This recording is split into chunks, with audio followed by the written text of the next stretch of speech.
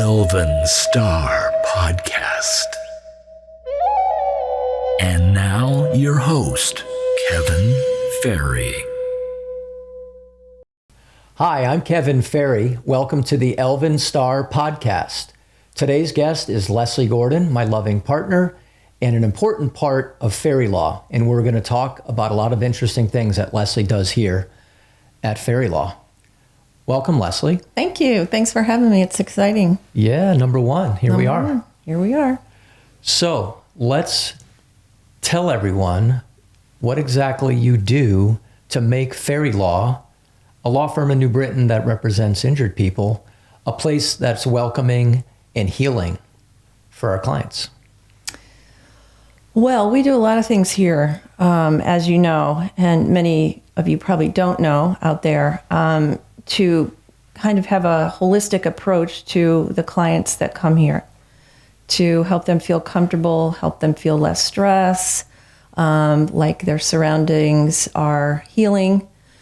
So we offer yoga to our clients. We offer Tai Chi to our clients if they choose to take us up on that. We have a yoga studio in the basement of the building, which is quite lovely. And we also, I would say the biggest part of what we do, or what I do, is tend to this garden that is in the front yard. A few years ago, we decided that a front yard was sort of a waste of space. It was a lot of work for nothing. It didn't even really look all that great.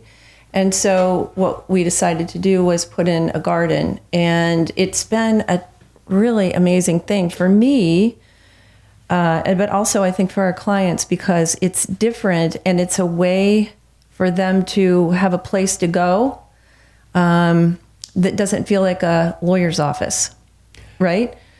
So we decided to put in raised beds, and we put in, I think now we're up to about 9. I think we started with 4 or 5, and we built those ourselves, and they're crude. It's kind of like anybody can do this project when you look at our raised beds, because they're made out of 2x4s and bricks, essentially, filled with good soil. And then we've done a lot to amend the soil, which we could delve into a little bit if you want to. And then it's grown now to about 9, and it's replaced the yard in such a way that when I go out there to mow, it takes me about 10 minutes to mow. And that's just to kind of neaten things up so that we're not completely obnoxious to our neighbors. So we have a different philosophy of lawns, shall we say. And for me, it's been a blessing in many ways, because not only am I outside and I get to be outside where I like to be and working with plants and all of that, but it really draws people in. You know, the number of people that come up to me while I'm out there in the garden, it's truly astounding. What do the neighbors feel about a lawyer having a bunch of raised bed gardens in the front yard? What has been the communications you've gotten from our next door neighbors? Well, I think, maybe what they say to me is different from what they say to each other inside their house. I have no idea. But, one of our neighbors has always been amazed and has come over and said how happy he is about what we've done.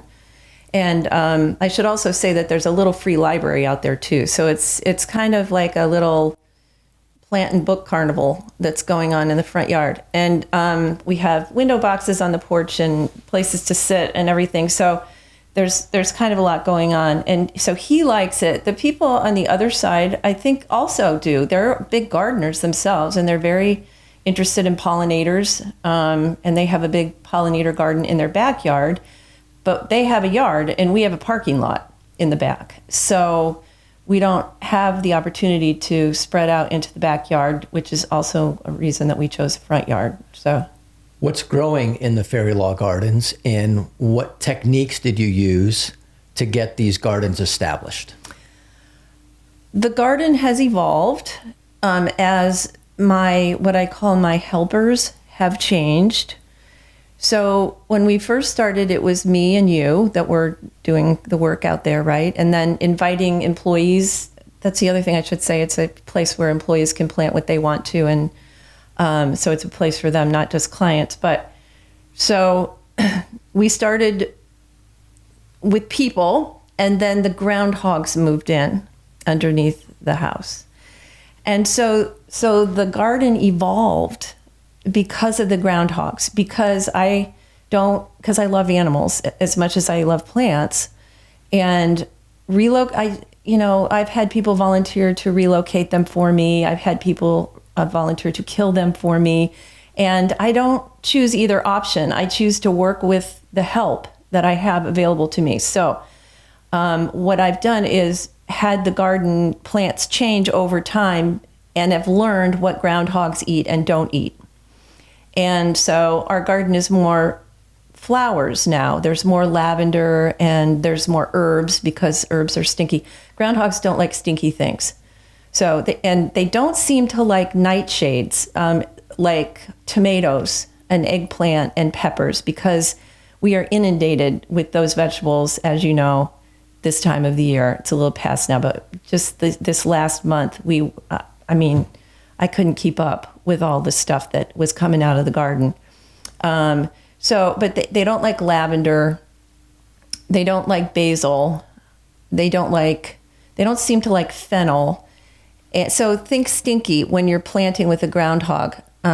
So it's evolved, and it's been fun because I've got to learn, done a lot of Googling, got to learn how to work with this animal. And then we have a plant that we planted in the first gardens that we had called borage, which is an herb, and it sends up a stalk it's fuzzy. The whole plant is fuzzy, and it has blue flowers on it. The entire thing is edible, and it self-seeds itself prolifically. So once you plant it, if it likes it where it is, it keeps planting itself year after year after year.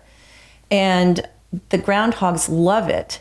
So I let it go, and they eat that. So it's kind of like one of my strategies for like sharing the garden and making sure that there's enough for everybody. The bees also love it too, which is why I let it go. So borage is like groundhog crack. Is that what you're saying? Well, in our garden it is, yeah. Well, I'll tell you what the real crack is. It's like sunflowers and zinnias, because we can never get them to be more than an inch high. Yeah, and I miss the sunflowers. We used to have sunflowers that were about 8.5 feet tall. Yeah. And we just let them kind of like wilt and wither in the winter, and the seeds, the birds would come and just continually eat those seeds out of the sunflowers, right? I know, it's sad, but that's why I have this mug here today, Be Here Now, because here and now is a groundhog garden. Right. So we have to plant our sunflowers somewhere else, or we have to put a fence up or something. But they're pretty good at getting underneath fences too. So I don't know. Right. It's What about the soil? What kind of tricks of the trade have you learned along the way, and which have worked well to fertilize the soil to make it a nice, nutritious soil for what we're growing? Well, the soil is important. It's like supremely important, right? So you have to have good soil to have a good crop of anything. So I'm constantly amending the soil with manure. I was just out there today covering it with hay, just so that the whole surface is covered, and the plants that are there and going to come back are tucked in and secure throughout the winter. So that will work itself into the soil. I also took a course in permaculture at one point at the Omega Institute, and we learned a cardboard method there, where you put cardboard down on top of the soil and then compost on top of it, or even just leave that on the top. And what happens is you can plant through it. You have to poke through it, and you can plant right in the cardboard. So you can do it any time of the year. It's good for weed control too. But then the worms eat it, and then they poop. So you've got all these worm castings going into the soil. And I will tell you, I have never seen more worms in a garden than we have here at Ferry Law. It's unbelievable. Every time I dig in, I get 5 of them. It's wonderful. And we have wonderful soil. So things grow really well here. And so we can share. That's the other thing we do is we can share with our clients because we have such an abundance. And I know that our front desk person here, our legal assistant, Melissa, contacted a couple of places that would take some of our food if we had an overflow. So, there's always need. Of course, even now it's more than ever for fresh food. And so we can help in that way too. A small way, but still in some way.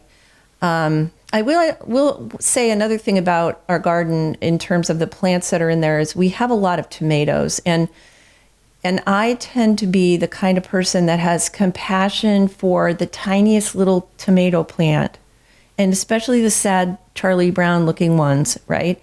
And so I shouldn't say never, but it's hard for me to pull a plant out that's started to grow. And our tomatoes plant themselves. So I have not planted a tomato myself that I bought from anybody else since we started the garden because they plant themselves every year. And it's gotten a little bit out of control because it's hard for me to pull them out. But I'm going to say it out loud right now. Next year, I'm getting it under control. That's awesome. Okay. So I can tell you some of the experiences that I've had out there. I've had people that are walking through the park, since we're in Walnut Hill Park, and that get curious and interested and will ask, hey, what are you growing? And I'll say, hey, come on in, and step them into some of the raised beds. And I'll say, hey, this is eggplant over here. I had one person tell me, I've never seen an eggplant grow in the wild.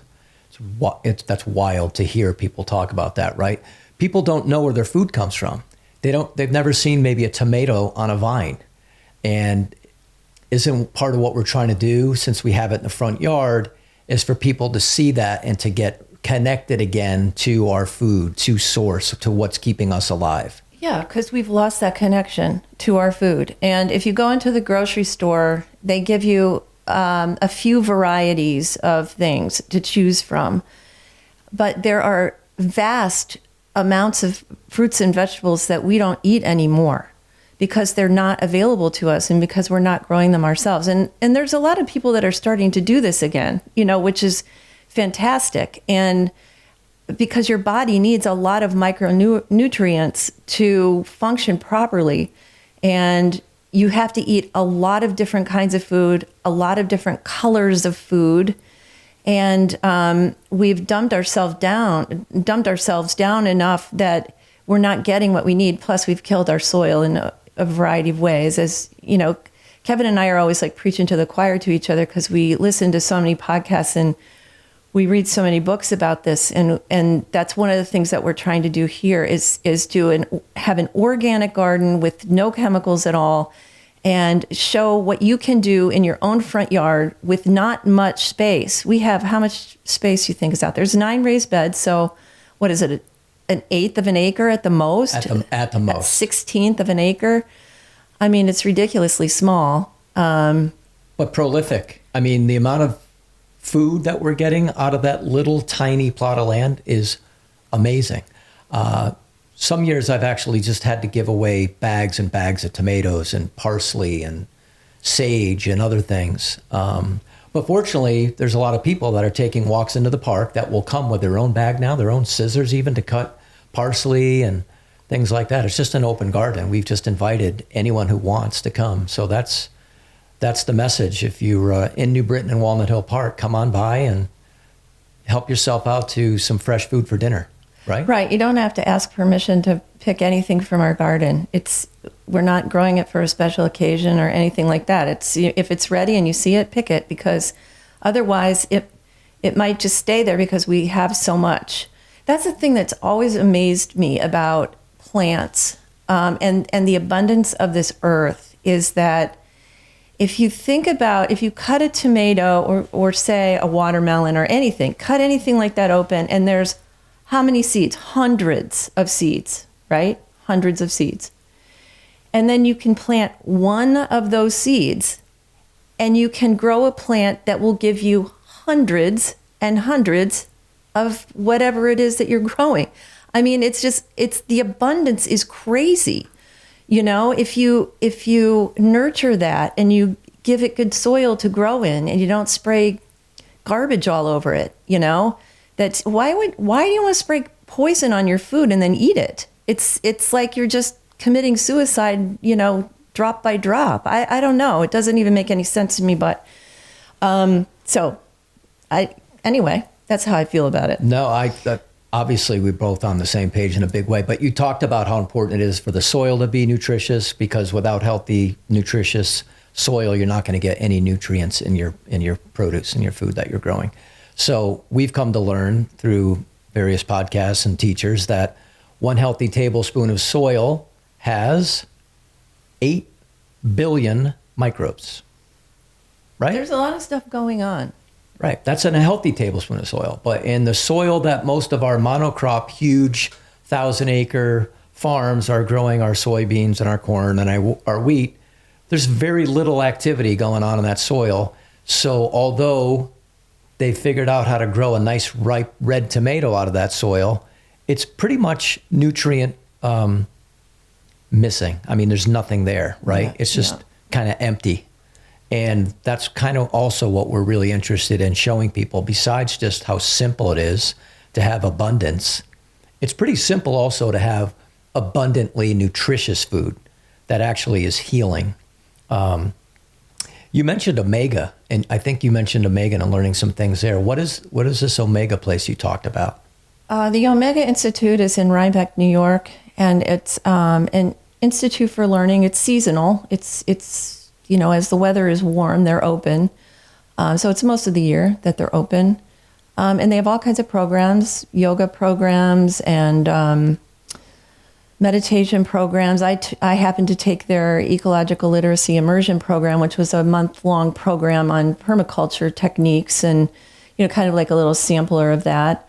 They have a wastewater program there that's pretty astounding. They take all of the water from the plant and all of the cabins and all of the restrooms and everything, and it goes through this filter system in the parking lot and into this building that filters through plants, and it comes out as, I think it comes out as gray water, as I recall, but you could go on their website and learn a lot more about that program. I'm not an expert on it, but it's a pretty amazing place, and they do a lot of really good work there. Those of us in this area know about Kripalu. It's kind of like Kripalu, but it's more outdoors. They have beautiful gardens there, and I feel like they have a real focus on a sort of a nature immersion. And I've done a lot of work. Well, we've both done a lot of stuff there, and really cool programs. I love that place. I've been to Bhakti Yoga festivals there. We spent a weekend with Vandana Shiva, who is this amazing woman who has been essentially battling corporations all over the world to stop the poison, to save seeds. She's a seed saver. She was funny. She was talking to us during that program, and she would say, yeah, and then Japan called. And she would rush off to Japan to do some big battle there when they were, destroying their environment, and she was there to the rescue. But this Omega Institute is an amazing place for a lot of different programming, including the ones you've talked about, but mindfulness, meditation, yoga, Tai Chi. You can find I call it hippie camp for adults. It is a really fun place. It's not extravagant. You're not going to be staying in 5-star or 4-star or 3-star surroundings. You'll be camping if you want on the ground, or if you're really going to do upscale camping, right? You can camp on a platform made out of plywood. And then if you really want to go high scale, they have some cabins, which are very simple, clean, nice, but it's not about that. It's about the experience that you have with the people there and the teachers. So just a little plug for Omega. We love it. They also have a place in Costa Rica, which is wild, on the Nicoya Peninsula that Leslie and I have been to. And we're actually going back in April to see Zach Bush, who happens to be right in this wheelhouse that we're talking about. He's a triple board certified physician who talks a lot about the microbiome. He was into endocrinology and metabolism as a doctor, and that's when he really started to discover that most of our illnesses, from cancer to the autoimmune and just about anything you can think of, come from a lack of energy in the system from the mitochondria, the powerhouse of all our cells, and that's a result of the fact that we're not getting the nutrients we need and the fact that we're poisoning some of the pathways in our body where proteins are made that needs to synthesize to make everything work smoothly. But Zach Bush is an absolute amazing human, and I really would love people to learn about him. He also is a real genius when it comes to autism. He's worked with a lot of kids with autism, and he calls them our little angels that are coming here to teach us how to be authentic humans. But anyway, I kind of digressed a little bit, but I'm excited to go back to the Omega Institute in Costa Rica with you. But you talked a little bit about the fact that what we're trying to do on this little small plot of land. So is this something like anyone can do? And even if they don't have space to put a whole raised bed or maybe the resources to do that, what other kind of things can people do just so they can get their hands in the soil and get reconnected and just be amazed at the abundance of nature? Well, you could walk in the woods, or you could walk in a park, and just to get outside. You could go outside barefoot in the morning and get the first light in your eyes. If the first light in your eyes is your phone, then you're deficient, right? Like you're missing your connection to whatever mystery it is that surrounds us, or the place where we came from, whatever, source, spirit. So opening your door when you get out of bed and walking out there in your bare feet, walking through your yard in your bare feet, and getting that first light in your eyes it's important to do that. If you're spraying your yard with Roundup, glyphosate, one and the same essentially, right? Do you recommend walking on bare feet if you have sprayed your lawn? No.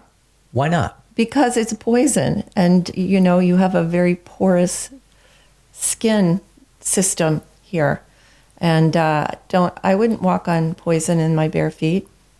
Just think about it. Yeah, and I know you know the answer to that question. So, yeah, glyphosate's one of the things that's killing us, according to the people who are experts in glyphosate, because not only it goes on what you spray, but it goes into the air and it goes into our water, and we essentially all end up with it in our systems. And that's sad, isn't it? I don't want this to be a sad podcast. No, not at all. But there is 4 billion pounds of this stuff being sprayed on the planet. It's water and air soluble, and 70 to 80% of all humans right now, if they were to pee in a cup, it's going to test positive for glyphosate. I think that's higher than that even. It might be. So what can you do? One of the things you could do too is not rake your leaves. Because there's lots of little creatures that live in those leaves, and there's lots of insects that lay their eggs in the leaves. And so I put a couple of books on the table here because somebody introduced me to this man, Douglas Tallamy, and he wrote this book called Nature's Best Hope. The subtitle is A New Approach to Conservation That Starts in Your Yard.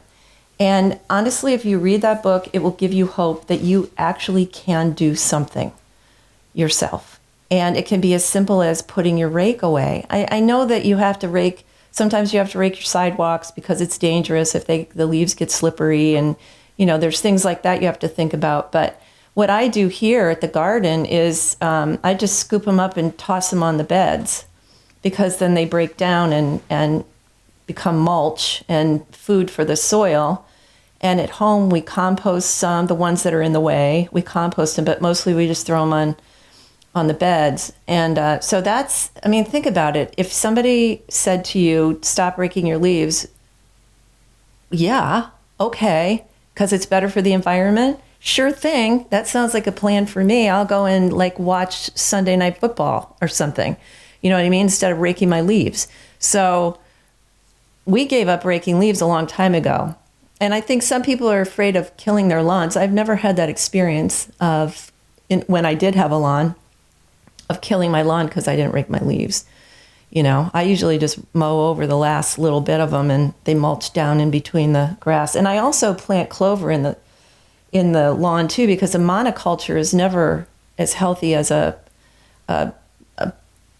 lawn that's got lots of different things growing in it, in my opinion. So I always thought, even when I was a young boy who was taught at age 7 or 8 how to start a lawnmower and to mow the grass, that was one of the most ridiculously stupid things that humans do, is to go down these little rows with a lawnmower that was super loud, kind of disturbing the neighborhood with all the noise, usually on weekends where people are trying to rest. And I used to say to myself, when I have my own place, I'm not going to have a lawn. And then for some crazy reason, not only did I have a lawn, but I had a sprinkler system, and I sprayed poison. I did all these stupid things. I went totally against what my common sense young Kevin knew to be true. And then fortunately I met you, and I took what was about an acre of lawn when I lived in Avon, and we let it go back to nature for the most part, a lot of it. And I remember coming home one day when most of our front yard, which was pretty big, had gotten to be like 4 feet high with different sort of grasses and different plants. And you told me that there was a fawn in the grass that I couldn't even see from our own yard. And it was there alone. And we were worried that it was somehow left or abandoned. But Mom had just gone out to do a little foraging. So that was an amazing sort of remembrance to the wisdom I had as a kid, that these are the type of things that will happen, the beauty that will come to you if you let your lawn kind of go. And not only that, when we took off for a 2-week vacation, we put up a little action cam, a game cam, and we came home to our wilderness lawn that we had sort of created, to pictures of deer, bear, bobcat, a hawk actually trying to pounce on a rabbit. It missed, but in the photo you can see that it was trying to get a rabbit. Rabbit. What did I miss? Bear. Did I say bear? Yeah, you said bear. Crazy, right? Like we had all kinds of turkeys, lots of turkeys. The turkeys in Avon. And this is in a little suburban neighborhood in Avon. But because we had let this lawn go, there was all kinds of seeds. I was amazed at watching these turkeys put their beaks around the grass and kind of strip up the grass and pull the seeds out of it. So yeah, we created like this grocery store for nature, and we had so much fun watching all this happen. It was like live action, Mutual of Omaha's Wild Kingdom right in your yard. And that's one of the things that Doug Tallamy says in this Nature's Best Hope book that I showed a little while ago that you were talking about, is that if every single homeowner who has a green lawn with grass, a monocrop, lets 10% of that lawn go back to nature, we could increase the wilderness and the wildlife available for our creatures by like 10 million acres, which is the size of every single one of our national parks combined. So food for thought, people. Let a little corner of your lawn that's hard to mow, there's rocks in it, you keep banging your blades or whatever it is, let 10% of your lawn go. If we all did that, man, the abundance that we could see and the pathways that we could create for birds and things like that. In the habitat we need for bees. Bees are, no bees, no humans, right? So that's true. And the other thing that you can do is not cut back all your grasses and perennials. And I know there's controversy around that because you're like, well, the little mice and everything can live in there, whatever. Well, if we let our ecosystem do what our ecosystem is supposed to do, it checks and balances itself. And so I never cut back the grass. Also, some of those more tubular things that are hollow, some insects reside in those over the winter. There's a great book called Braiding Sweetgrass. Robin Wall Kimmerer is the author, and she's wonderful. She's a Native American, and she's also a scientist, a botanist. So she has written that book, and I know some others, but that's a really amazing one. It's kind of a classic if you love nature, and you also love native ways and that connection that our native people had to the land that we've definitely lost. But she's a wonderful resource, and that's also a really nice book for the holidays. Like, it's a really sweet book to give somebody who loves nature for Christmas or Hanukkah, because she explains the science behind things, but she also talks about the habitat piece of it and how to be a part of it rather than dominate, to be a part of that ecosystem rather than the destroyer all the time, Right, to be in harmony with nature. The gardens that we've created and that you've maintained and done most of the work on since I banged together a couple boards to put the little, I don't know, maybe they're 12 by 6 and some are smaller, little raised beds, have been amazing. We've had clients, some with terrible PTSD, that have come in for maybe a deposition, something that's kind of frightening and scary for them, where they're going to be questioned under oath, and they're nervous, and on the way in, they'll stop in the garden, and I find out about this because they'll tell me, and they'll just hang out in the garden and just gaze at the beauty of the flowers, zinnias. You plant a lot of zinnias, which are amazing because they bloom for months. Before the groundhog. Well, yeah. Anyway, zinnias, or they'll go and smell the herbs or maybe pick some herbs and chew some. But I've had a couple of clients, at least a couple that I can think of, that have talked about how that calmed them down leading into what was going to be, at least they thought, a nerve-wracking situation. So yeah. It's got all kinds of benefits. I mean, we're connecting people back to nature. We're in a park so we can show people how easy it is. And then just like the anxiety reducing qualities that plants have, pretty wild. And the other thing I'll say is that it's really cool that people will stop and talk. I don't know if the plants and being in that garden kind of allows people to let their guard down. I've had, especially older gentlemen will stop and they'll talk about their grandparents' garden and just some of the things that they were growing, and people will stop and say, gee, I have a little bit of space in my backyard. Maybe I should, start my own little garden. And I had a family from Ukraine came a few weeks ago, a mother and 2 children, and they were wandering in the garden. And the little boy, he was maybe 2-ish, 2 to 3. I forget. It's hard for me to gauge age now because my kids are so old. He couldn't speak English yet. And so his little sister, who was a little older, was translating for him while he would run over and touch a plant. And she was telling him what they were, and in the Ukrainian language. And they came to the eggplant. I don't know. I didn't have time to look this up. I don't know if they don't have eggplants in Ukraine, but they seemed very puzzled by the eggplants. So so that was like this whole interaction, and I'm just out there working, So that to me is so fun. The people in New Britain, Connecticut, they're friendly people. They're friendly, lovely people, and I don't know. Our garden makes them friendlier or something. I don't know. Makes me friendlier. I don't know. Yeah, that's awesome. So you're also you talked a little bit about the yoga that we have at Ferry Law. Tell us about your connection to yoga and why it's important to you. I have been a yoga teacher for more than 2 decades now, and it's something that I started when my kids were little, so that I could have provide some income in addition to our family income, and it also gave me a chance to kind of be by myself. And when you have little kids, there's a lot going on, so it was my sort of time for me.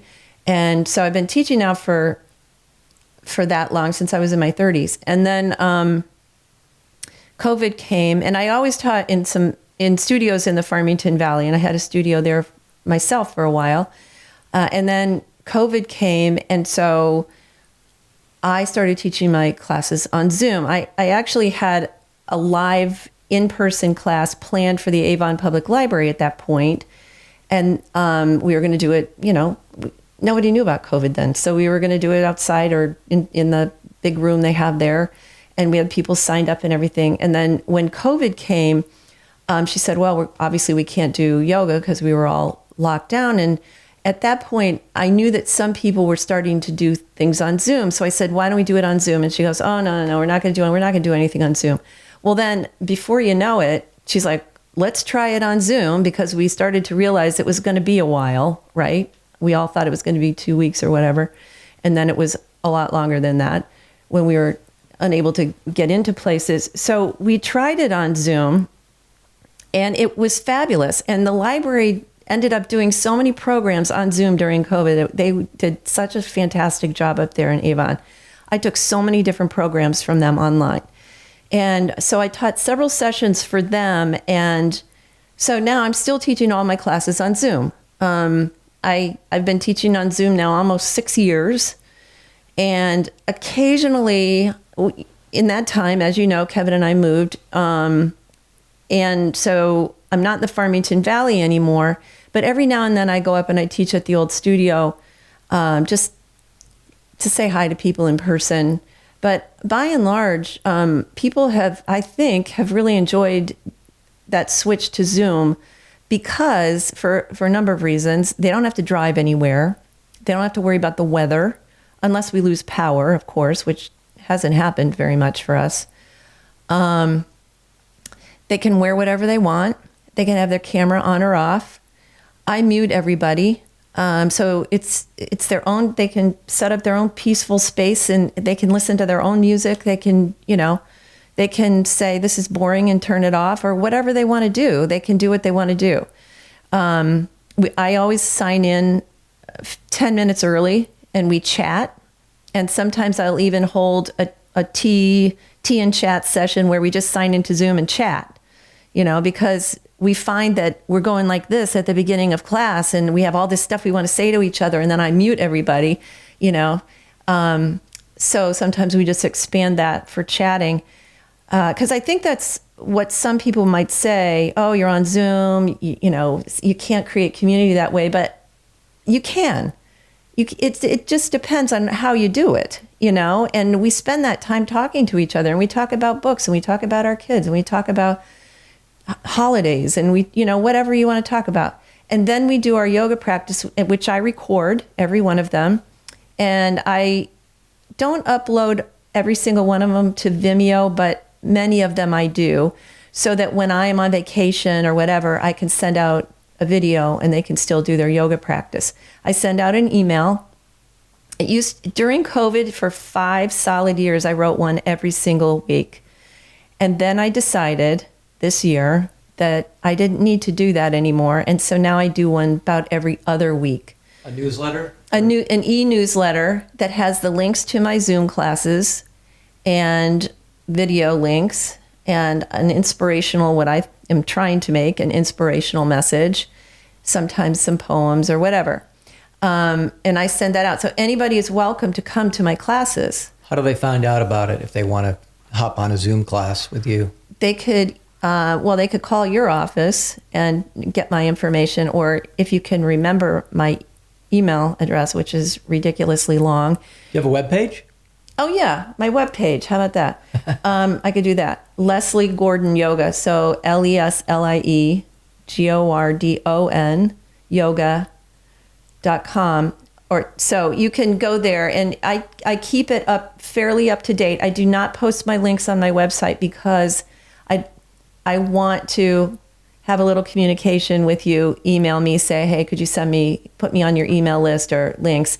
Because at the beginning of COVID, I don't know if you remember, but when people were starting to go to Zoom, there were like people naked bombing Zoom meetings and stuff. And I didn't want to get involved with that. So you try to get to know people before having them come to this online yoga class. I just don't want to randomly put them out on my website. So you have to contact me, and I'm happy to put you on you don't have to answer any questions. I don't vet anybody, right. But I just ask me for them, and I'm happy to have you. I do all my classes by donation.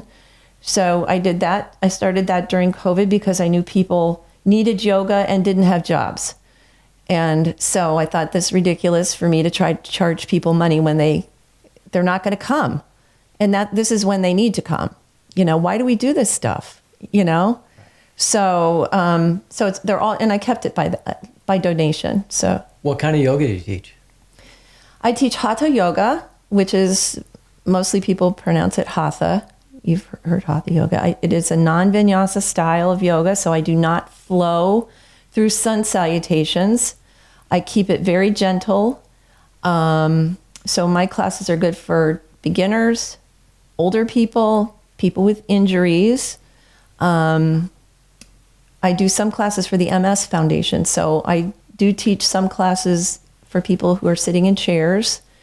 But my classes that are on my schedule are typically gentle, but I do like to add a little bit of core work, and I like to sneak it in like you hardly even know you're doing it. And I have a big thing about people, especially women, and upper body strength, because women, in my estimation, once they're not carrying their babies around and all of this stuff, there's not a lot typically that we do to keep our upper body strength.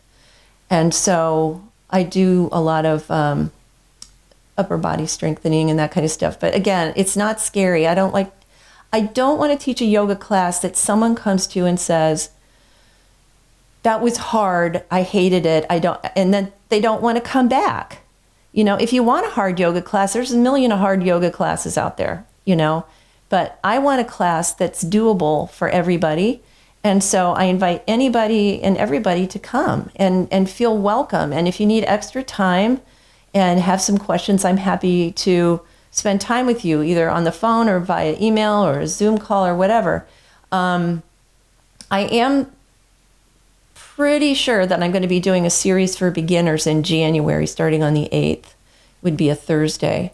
So like a 3-session series. So if January is usually a good time because people are, like, I got to get back to my yoga. I got to get to the gym. We're all doing that in January, making a resolution. So I'm going to do a beginner series so that you could feel comfortable coming to yoga and some basics. And maybe you learn some basics from me and then you go to a yoga studio.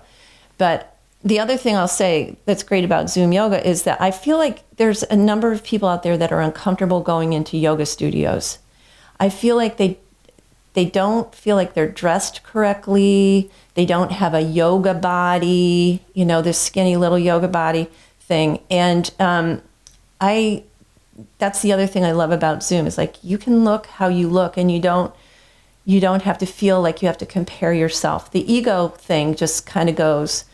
I was in a yoga class one time and my ego kicked in. I was in an actual class, this is way before COVID, and I was a lot younger. And the instructor was instructing wheel pose, which is a back bend. Like, remember when you were a kid and you could do back bends? In fact, a lot of us could probably just go boop and go back into a back bend when we were kids. And he instructed 8 of them in a row. And they're hard to do, unless you're strong. And I was strong at the time. And I pushed myself to do all 8 of them. And then I felt like a ding dong after that. Like, why did I wanted to stop like after 6 and I should have just stopped because I could have forced myself into an injury.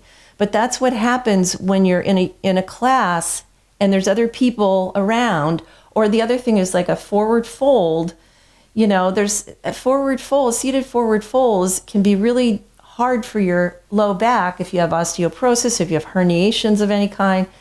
And I'll be darned if there's people all around me that have their nose on their knees. I'm sure as heck going to work on getting my nose to my knees, to my detriment probably, right? Unless you have a teacher that can show you how to do it correctly, or use props. So anyway, that's why I like Zoom, and that's why I hope maybe some of you will feel comfortable contacting me and coming into my classes and join the party. It's a lot of fun and it feels good. Yoga moves energy through your body, and you can do a lot of things for a long time. Like, one of the most important things I think is to be able to get up and down from the floor.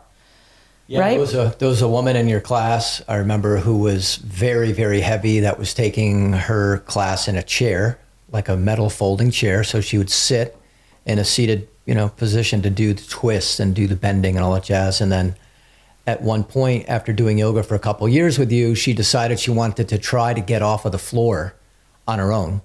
And, with the encouragement of the whole class, she was able to do that.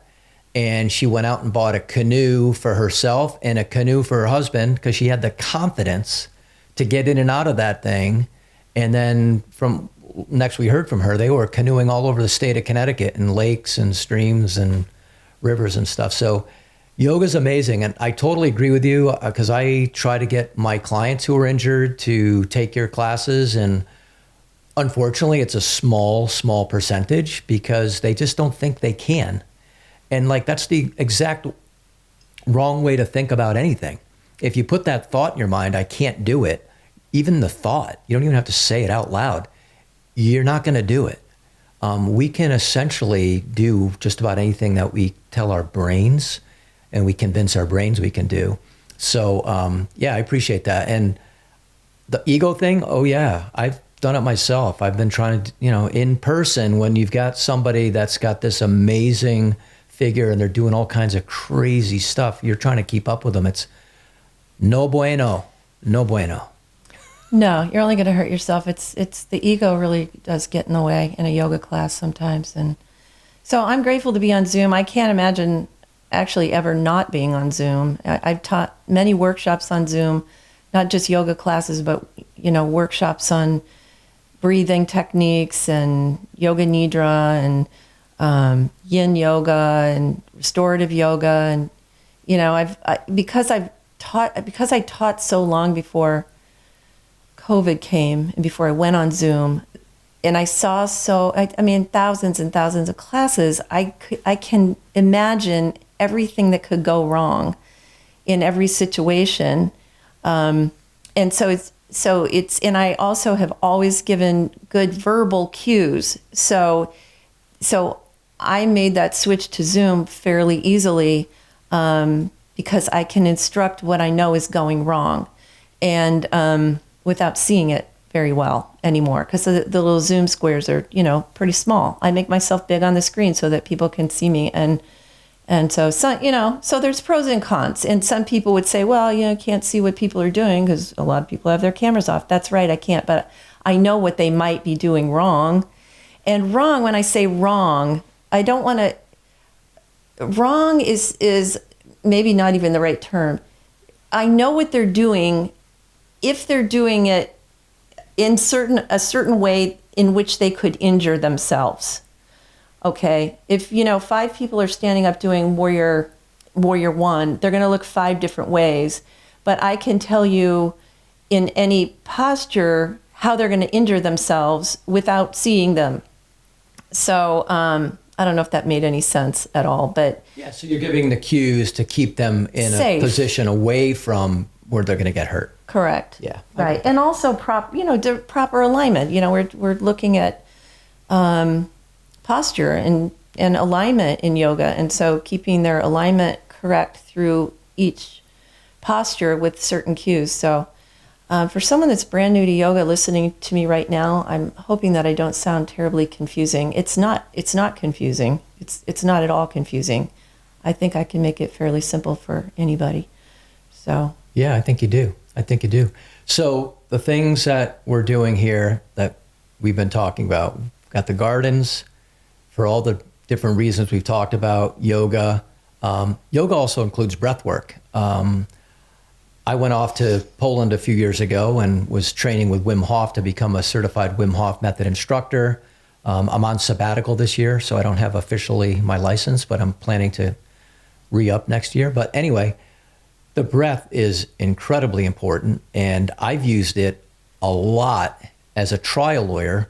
I'll get witnesses up on the stand to testify, and I can tell their nerves are just going nuts. Their knees are knocking behind the wall, and I'll ask them to take a couple breaths with me right in front of the jury. I'm like, hey, can we take a couple deep breaths? And it just calms everything down. And I know that's an important part of yoga, is to follow your breath. And that's also something I think you've done, just breath classes, right? With some of our clients who've had a terrible amount of anxiety. because the breath can actually dial us back into the correct sort of energy where we don't have as much energy shooting up into the head. Is that something that you've done as well? A lot of breath work? A lot of breath work throughout the years. Yep. A lot of breath work. It's important. We do it in every class. We don't do a lot of it in every class. Some classes I do more than others. We also do a lot of guided imagery. I really like guided imagery for bringing you in to the moment and out of your anxiety, because your body, with guided imagery, you kind of fool your body into thinking it's actually in the place that you're imagining. Your body responds the same way. So if I can paint a picture for you of being on a sandy beach with the sun rising and the waves coming in, flapping in and out, and the little birds running in and out of the waves, and the color changing, the sky changing color, and the breeze on your skin, and all the things, all the senses that would be activated when you were on the beach, then your body thinks it's on the beach, with the array of chemicals that are released into your body. So it's pretty cool. Like if you want to take a deep dive into guided imagery, that's kind of an interesting area to delve into. And I'm sure that there's lots of guided imagery things you could find online or whatever. I like to spend less time with my computer and my phone. So I am not an app person when it comes to, I got to go to my app for meditation or whatever.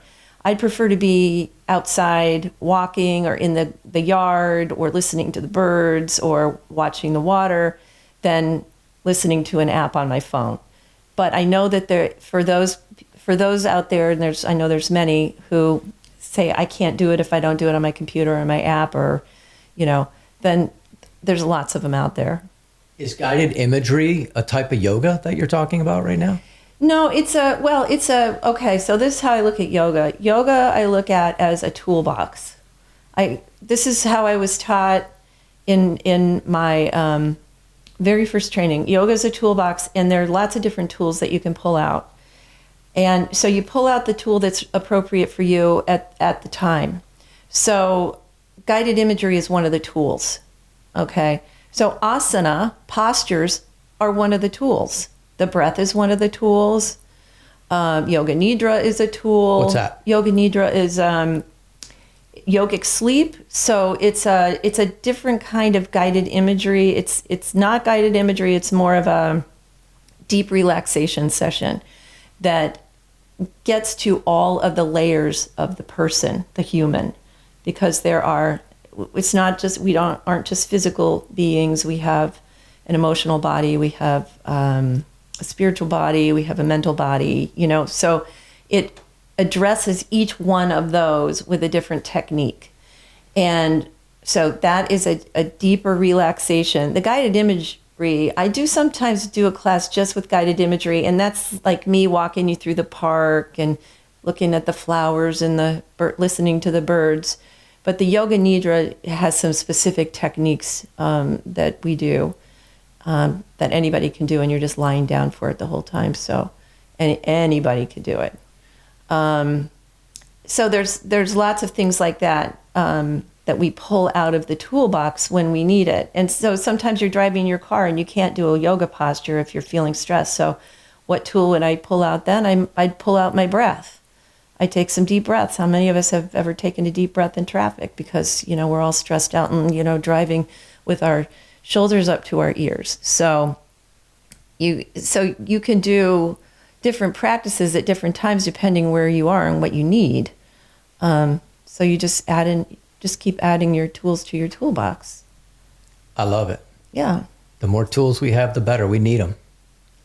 We do need them. Yep. So that's the other thing that's available here at Ferry Law too, is the yoga. And we're happy to help anybody do that anytime. But we really would love to empower people to know that you can grow your own food, take care of yourself, find techniques that will help you get through stressful situations like you're in when you're visiting an attorney. I don't know anybody who is relaxed when they're visiting their attorney. you know? So it's stressful usually. You're in some sort of a situation that you need help with. So we're trying to add these layers of help. We're trying to build our own toolbox here, essentially, right, at Ferry Law, so that we're different here from other practices. I actually hope that every law firm starts to offer this type of stuff. I try to talk to other lawyers about it all the time, and it's actually catching on. I was actually in Toledo, Ohio, at a Zen lawyer workshop for 4 days taking place inside of a Buddhist temple. The lawyer lives nearby, actually donated the money to have this temple built, became good friends with the Roshi at the temple, and it was amazing. And we meditated for an hour every morning. We did some basic mindfulness practices, Aikido sort of things, techniques, seated postures where they have a Japanese way of sitting very carefully with their hands in their hara, or the dantian, as it's known in Chinese medicine and in Tai Chi. But it's happening. And hopefully it'll spread not just to law firms, but to corporate America everywhere. Because guess what? Everywhere could use it. We are like such a highly anxious species right now for a variety of reasons. We're kind of, as far as I can see it, kind of going through the birth canal. We're coming into something new and hopefully something much better than what we've had, with more of an awareness of what's going on. People want more freedom. They want more knowledge. They don't want to fight with their neighbors, but they've got to find the way out from the matrix, the media, and all the noise. And these things that we've been talking about, I think, are some of the pathways. Not all of them, but some very accessible that don't cost money. You don't have to sign up for some big class. You can go to Leslie's class and donate what you wish, which is whatever you want.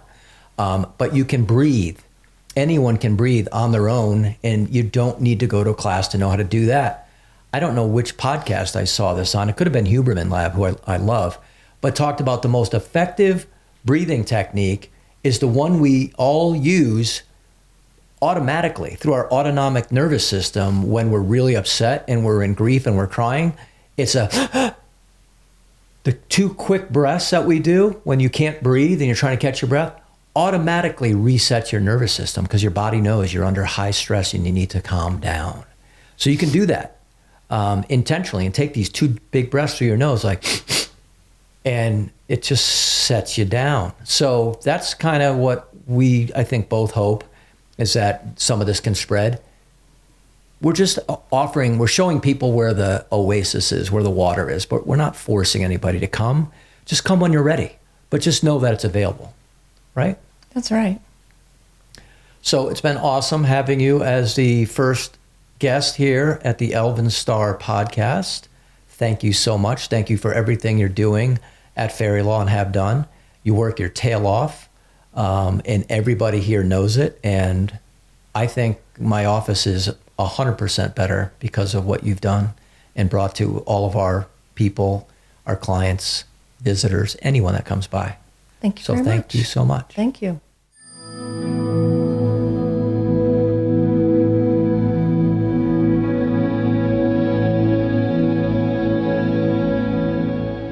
Brought to you by Ghost the Dog Productions. Bark from the rooftops, baby.